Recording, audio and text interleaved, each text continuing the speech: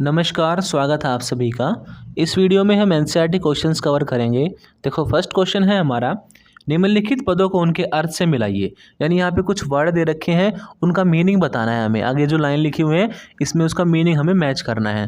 देखो फर्स्ट है विश्वास बहाली के उपाय, कॉन्फिडेंस बिल्डिंग मेजर्स। यानी कि दो देशों के बीच में जब भी आपस में दोस्ती करने की बात होती है, विश्वास यानी कि एक दूसरे से भरोसा बनाने की बात होती है, उसके जो उपाय होते हैं, उसके जो तरीके होते हैं, उसको हमें मैच करना है। देखो पहला है कै ऑप्शन, कुछ खास हथियारों के इस्तेमाल से परहेज। हथियारों पर रोक लगाना तो निशस्त्रीकरण होता है, तो हथियारों से परहेज करने का तो निशस्त्रीकरण ऑप्शन होगा। सेकंड देखो, राष्ट्रों के बीच सुरक्षा मामलों पर सूचनाओं के आदान प्रदान की नियमित प्रक्रिया।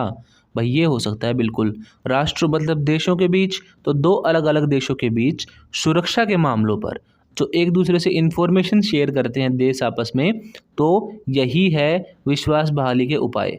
तो एक देश की इन्फॉर्मेशन दूसरे में शेयर करना, आपस में दोस्ती करना, ठीक है, यही क्या है, विश्वास बहाली के उपाय हैं। आपस में ट्रस्ट बनता है, इससे जब दो देशों की आपस में दोस्ती होती है, एक दूसरे की चीज़ों को वो साझा करते हैं, यानी कि आपस में आदान प्रदान करते हैं। तो फर्स्ट ऑप्शन मिलेगा हमारा ख पॉइंट से। अब देखो दूसरा है हमारा अस्त्र नियंत्रण।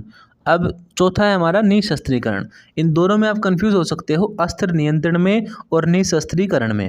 देखो दोनों का मतलब ही हथियारों पर रोक लगाना होता है, पर जो निशस्त्रीकरण है उसमें क्या होता है, एक स्पेसिफिक हथियार पे रोक लगाने की बात होती है। जैसे कि अगर स्पेशल एटम बॉम्ब को बैन किया जाए तो वो निशस्त्रीकरण के अंडर आएगा, ठीक है। तो अब देखो सेकंड जो है अस्त्र नियंत्रण, इसको हम मिलाएंगे जो ये वाला पॉइंट है, हथियारों के निर्माण अथवा उनको हासिल करने पर अंकुश। यानी हथियार बनाएंगे भी नहीं और किसी से लेंगे भी नहीं। अस्त्र नियंत्रण का मतलब यही है, हथियारों पर रोक लगाना, उसका निर्माण ना करना। अगला देखो गठबंधन। अब गठबंधन का मतलब क्या होता है, जब दो देश आपस में मिल जाएं, चाहे वो किसी भी चीज़ को लेकर मिले हों, चाहे सैन्य चीज़ को लेकर मिले हों या वैसे किसी पॉलिटिकल चीज़ को लेकर मिले हों। तो देखो इसमें जो थर्ड था वो इससे मैच हो जाएगा, सैन्य हमले की स्थिति से निपटने अथवा उसके अवरोध। अवरोध का मतलब होता है रोकना, तो सैन्य हमले से निपटने के लिए और उसे रोकने के लिए कुछ राष्ट्र आपस में तालमेल कर लेते हैं, वही क्या है, गठबंधन है। अब बचा हमारा निशस्त्रीकरण, इसका हो जाएगा कुछ खास हथियारों के इस्तेमाल से परहेज करना। यानी जो स्पेसिफिक हथियारों की बात आती है तो उस पर रोक लगाना क्या है, निशस्त्रीकरण है। देखो हमें अच्छे से पता होना चाहिए कि परंपरागत सुरक्षा के अंदर क्या क्या चीज़ें आती हैं और अपरंपरागत के अंदर क्या क्या। देखो जो सारी पुरानी चीज़ें थी, जैसे कि किसी विदेशी का आक्रमण होना या युद्ध होना, ये होते हैं परंपरागत, यानी कि जो पहले हुआ करते थे। और अपरंपरागत में वे सारी चीज़ें हैं जो नई ऐड हुई हैं, जैसे कि आतंकवाद, पर्यावरण में समस्याएं, ठीक है, नई नई बीमारियां जैसे कि एड्स हुई, डेंगू हुई, चिकनगुनिया हुआ, बहुत सारी ऐसी प्रॉब्लम्स होती हैं जो आज नए टाइम पे आई हैं, जैसे कि ओजोन लेयर में छेद होना।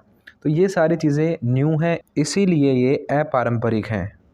अब हमें इसमें मैच करना है कि जो ये लाइन लिखी हुई है ये अपरंपरागत है या परंपरागत है या ये खतरा ही नहीं है।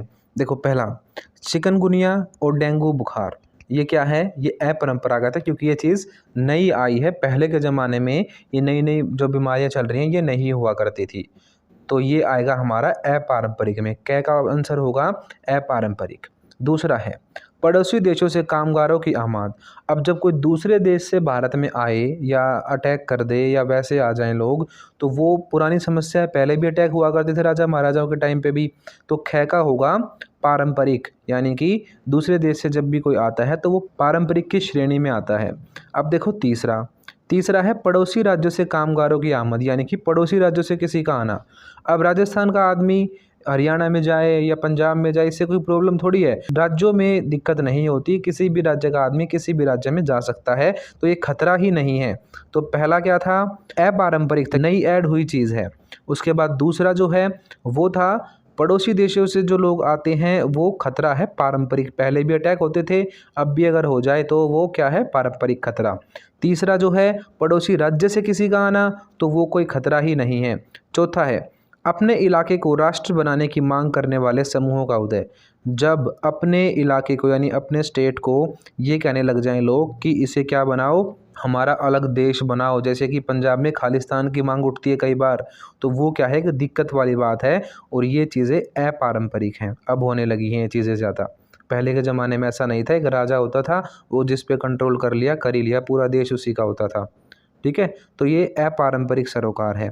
उसके बाद देखो अगला है हमारा डे पॉइंट, वो है अपने इलाके को अधिक स्वायत्त दिए जाने की मांग करने वाले समूह का उदय। देखो ये देश से अलग होने की बात नहीं कर रहे हैं, ये कह रहे हैं कि हमारे एरिया को कुछ स्वायत्तता दी जाए, कुछ थोड़ी बहुत फ्रीडम दी जाए। तो अपने इलाके को अधिक स्वायत्तता दिए जाने की मांग जो है वो कोई गलत चीज़ नहीं है, उससे देश नहीं बिखरता। बहुत सारे राज्यों को हमने स्वायत्तता दे भी रखी है, जैसे कि हमने कश्मीर को भी दे रखी थी और हमने जो नॉर्थ ईस्ट के कुछ स्टेट है उनको दे भी रखी है। ठीक है, तो अपने लिए अलग स्वायत्तता मांगना कोई ज़्यादा बुरी बात नहीं है, इसीलिए इसे खतरे में काउंट नहीं किया जाएगा। तो डे वाला पॉइंट भी खतरा नहीं है। इस क्वेश्चन में हमें यही बताना था कि पारंपरिक खतरा कौन सा है, अपारंपरिक कौन सा है और कौन सा खतरा है ही नहीं। तो ये वाला पॉइंट खतरा ही नहीं है। अब देखो 6 पॉइंट, देश की सशस्त्र सेना को आलोचनात्मक नज़र से देखने वाला अखबार। अब जब भी सेना की बात आए, युद्ध की बात आए, तो वो पारंपरिक चीज़ होती है। तो सेना के बारे में कोई कुछ बोले तो क्या है वो पारंपरिक चीज़ है। यानी सेना के बारे में पहले भी आलोचनाएं होती थी, पहले भी लोग बोलते थे, राजा महाराजाओं के टाइम पे भी और आज के टाइम पे भी जो अखबार है या मीडिया है वो सेना के बारे में अगर कुछ बोलती है तो वो पारंपरिक सरोकार है, यानी पुरानी चीज़ है, पारंपरिक है, ट्रेडिशनल टाइम से चली आ रही है। युद्ध की बात हो जाए, आक्रमण की बात हो जाए और सेना की बात हो जाए तो वो होगा पारंपरिक। नई में क्या क्या होंगे, पर्यावरण, आतंकवाद और इसके अलावा नई नई बीमारियां फैलना, ये सारी चीज़ें अपरंपरागत होती हैं। अब देखो नेक्स्ट क्वेश्चन, परंपरागत और अपारंपरिक सुरक्षा में क्या अंतर है? गठबंधनों का निर्माण करना और उनके बनाए रखना इनमें से किस कोटि में आता है, यानी सैनिक संगठन बनाना किस चीज़ में आता है? तो देखो अब इसका आंसर देखते हैं। इधर देखो पारंपरिक सुरक्षा लिखा है, इधर अपारंपरिक। देखो पारंपरिक का फर्स्ट पॉइंट, पारंपरिक सुरक्षा की धारणा का संबंध मुख्य रूप से बाहरी खतरों से है, यानी कि बाहर से जब भी अटैक होने की बात हो तो वो पारंपरिक है। अब अपारंपरिक का पहला पॉइंट देखो, अपारंपरिक सुरक्षा की धारणा में केवल बाहरी खतरा ही नहीं बल्कि अन्य खतरों एवं घटनाओं को भी शामिल किया जाता है। पारंपरिक में तो सिर्फ बाहरी अटैक की बात होती है, पर अपारंपरिक में बाहरी तो है ही, उसके साथ साथ और भी जो नए नए खतरे ऐड होते हैं उनको शामिल किया जाता है। सेकंड पॉइंट, पारंपरिक सुरक्षा की धारणा में एक देश को दूसरे देश के सैन्य खतरे की चिंता रहती है, यानी वही सैन्य आक्रमण का डर लगा रहता है। इसमें अपारंपरिक में दूसरा पॉइंट देखो, अपारंपरिक सुरक्षा की धारणा में एक देश को केवल दूसरे देश के सैन्य खतरे की चिंता ही नहीं रहती बल्कि अन्य स्रोतों से होने वाले खतरे की भी चिंता रहती है। दूसरे देश का अटैक हो जाए ये तो चिंता रहती है, उसके अलावा और भी बहुत सारी प्रॉब्लम हो सकती हैं, उनकी भी चिंता रहती है। तो पारंपरिक में सिर्फ अटैक की या विदेशी हमले की या जो भी बाहर से होने वाली चीज़ है उनका खतरा रहता है, पर अपारंपरिक में नए नए खतरे शामिल होते हैं। थर्ड पॉइंट, पारंपरिक सुरक्षा की धारणा में एक देश की सेना व नागरिकों को दूसरे देश की सेना से खतरा होता है। वही अब अटैक की बात हो रही तो सेना से खतरा होगा, तीसरे पॉइंट में लिखा है पारंपरिक में सेना से खतरा होता है। इसमें देखो अब अपारंपरिक में नागरिकों को विदेशी सेना के साथ साथ देश की सरकारों के हाथों से भी बचना आवश्यक होता है। पारंपरिक में तो सिर्फ सैनिक चीज़ होती है कि अटैक हो जाए किसी का, पर अपारंपरिक में जो कूटनीति होती है, जैसे कि कोल्ड वॉर के टाइम पे हो रहा था, राजनीति खेली जा रही थी, उस चीज़ से बचना भी बहुत ज़रूरी होता है। तो पारंपरिक में सिर्फ सेना और अपारंपरिक में सरकार का भी ध्यान रखना पड़ता है कि कभी दूसरे देश की सरकार कोई षड्यंत्र ना कर रही हो, ठीक है, कोई कुछ और चीज़ ना कर दे। जैसे कि आप पाकिस्तान को देखते हो, कभी वो आतंकवादी घटनाएं कराता है, ठीक है, एक बार उसने बहुत सारे भारतीय जाली नोटों को भी भेजा था, ठीक है, जिससे हमारे देश को नुकसान पहुंच सके। तो ऐसी ऐसी चीज़ें आजकल चल चुकी हैं, सारी अपारंपरिक है। जब भी सेना का अटैक हो तो वो सिर्फ पारंपरिक है, और सेना के अटैक तो है ही, उसके साथ साथ नई नई चीज़ें हों जो सरकारों से भी लोगों को खतरा हो तो वो चीज़ क्या है, अपारंपरिक। अब देखो फोर्थ, पारंपरिक सुरक्षा की धारणा में खतरे का स्रोत विदेशी राष्ट्र या देश होता है, यानी कि पारंपरिक सुरक्षा में तो एक ही चीज़ से खतरा होता है, किसी दूसरे देश से, ताकि वो हमला ना कर दे। अपारंपरिक सुरक्षा की धारणा में खतरे का स्रोत विदेशी राष्ट्र के साथ साथ कोई अन्य भी हो सकता है, जैसे कि पारंपरिक में तो सिर्फ यही है भाई, अगर मान लो अमेरिका हमारे ऊपर अटैक कर दे, पाकिस्तान हमारे ऊपर अटैक कर दे, यही तो खतरा है हमें, चाइना हमारे ऊपर अटैक कर दे कभी। तो इसमें जो खतरे का सोर्स होता है, स्रोत होता है, वो कोई ना कोई विदेशी देश होता है। पर अपारंपरिक में क्या है, सिर्फ यही खतरा नहीं है हमें कि चाइना अटैक कर देगा, पाकिस्तान अटैक कर देगा, उसके अलावा आतंकवादी संगठन भी अटैक कर सकते हैं और किसी तरीके से भी हमला हो सकता है। तो अटैक दूसरे देश वाला खतरे के साथ साथ कोई अन्य स्रोत भी हो सकता है। ठीक है, अब देखो 5th पॉइंट, पारंपरिक सुरक्षा की धारणा में बाहरी आक्रमण के समय एक राष्ट्र 3 उपायों से उससे छुटकारा पा सकता है। जब भी किसी से लड़ाई हो जाए या किसी का अटैक हो जाए तो 3 तरीके हैं भाई बचने के। पहला है आत्मसमर्पण करके, यानी सरेंडर कर दो उसके सामने। दूसरा है आक्रमणकारी राष्ट्र की बातें मानकर, यानी कि उससे पहले ही बातचीत कर लो, उसकी बातें मान लो, भाई ऐसे ठीक है भाई तेरी बात मैं मान रहा हूँ। तीसरा है आक्रमणकारी राष्ट्र को युद्ध में हराकर, और तीसरा ऑप्शन क्या है, आप युद्ध में जीत जाओ। तो 3 तरीके हैं पारंपरिक सुरक्षा से बचने के लिए या पारंपरिक सुरक्षा करने के। ठीक है, तो पारंपरिक में सिर्फ विदेशी आक्रमण की बात होती है, इसमें खतरे का स्रोत कोई विदेशी देश होता है। पर अपारंपरिक में ऐसा नहीं है, अपारंपरिक में खतरे का स्रोत विदेशी देश के साथ साथ और कोई भी हो सकता है। अब देखो 5th पॉइंट में हमने पढ़ा था पारंपरिक सुरक्षा में बचने के, वहाँ पे तो 3 उपाय ये हैं कि भाई अपना सरेंडर कर दो, उसकी बात मान लो या उसे हरा दो। अब अपारंपरिक में क्या है बचने के उपाय, वो देखो 5th पॉइंट देखो अपारंपरिक का। अपारंपरिक सुरक्षा की धारणा में एक राष्ट्र प्राकृतिक आपदाओं, आतंकवाद तथा महामारियों को समाप्त करके लोगों को सुरक्षा प्रदान कर सकता है। यानी कि जब प्राकृतिक आपदाएं कम हो जाएंगी, आतंकवाद खत्म हो जाएगा और महामारियां खत्म हो जाएंगी, तो उससे हमें सुरक्षा मिल सकती है। यहाँ पे आप ये लाइन भी लिख सकते हो कि सभी राष्ट्र आपस में सहयोग करके अपारंपरिक सुरक्षा बना सकते हैं, क्योंकि अपारंपरिक सुरक्षा में सहयोग की आवश्यकता होती है, जिसे कि सहयोग मूलक सुरक्षा बोला जाता है। मैंने आपको चैप्टर में पढ़ाया था ये कि जब भी आतंकवाद होगा या पर्यावरण का खराब होना होगा, तो इसमें क्या होता है, हमें एक दूसरे की हेल्प की ज़रूरत होती है। ऐसे नहीं है कि अमेरिका अकेला पर्यावरण को ठीक कर देगा पूरी दुनिया के, या भारत जो है वो अकेला आतंकवाद से लड़ लेगा। सारे देशों को साथ मिलकर सहयोग मूलक सुरक्षा बनानी होगी, तभी इन खतरों से निपटा जा सकता है। तो पारंपरिक में तो आप आत्मसमर्पण करके या उसे युद्ध में हराकर अपना बचाव कर सकते हो, पर अपारंपरिक में सभी देशों की दोस्ती के साथ, सभी देशों के प्यार प्रेम के साथ और सभी देशों के सहयोग के साथ ही सुरक्षा बन सकती है। अब ये वाला क्वेश्चन देखो, बहुत ही इंपॉर्टेंट क्वेश्चन है ये, बहुत बार पूछा गया है आपके एग्ज़ाम में। देखो इस चैप्टर से यही 2-3 मेन क्वेश्चन बनते हैं। जो भी पहले आया था कि परंपरागत अपरंपरागत में अंतर बताओ, और तीसरी दुनिया और विकसित देशों के बीच में जो खतरे हैं उनमें अंतर बताओ। तो ये वाला क्वेश्चन भी बहुत इंपॉर्टेंट है, क्योंकि इस चैप्टर में ज़्यादा टॉपिक नहीं है, यही कुछ 4-5 मेन टॉपिक हैं। देखो 4th क्वेश्चन, तीसरी दुनिया के देशों और विकसित देशों की जनता के सामने मौजूद खतरों में क्या अंतर है। अब दूसरे तरीके से कैसे पूछा है, देखो तीसरी दुनिया के लोगों के समक्ष आने वाले खतरे किस प्रकार पहली दुनिया में रहने वाले लोगों के खतरों से अलग हैं। पहली दुनिया है अमेरिका वाले देश जो कि ज़्यादा डेवलप हैं। दूसरी दुनिया बोलते थे जो कि सोवियत संघ के साथ मिले हुए देश थे कभी, ठीक है, उसे दूसरी दुनिया कहते हैं। और तीसरी दुनिया उन देशों को बोलते थे जिन्होंने गुटनिरपेक्षता फॉलो की थी, यानी कि जो देश कम विकसित हैं, जैसे कि भारत हुआ, ठीक है, और भी अफ्रीका के देश हुए। तो बहुत सारी एशियन कंट्रीज़ को और अफ्रीकन कंट्रीज़ को थर्ड वर्ल्ड कहा जाता है, तीसरी दुनिया कहा जाता है।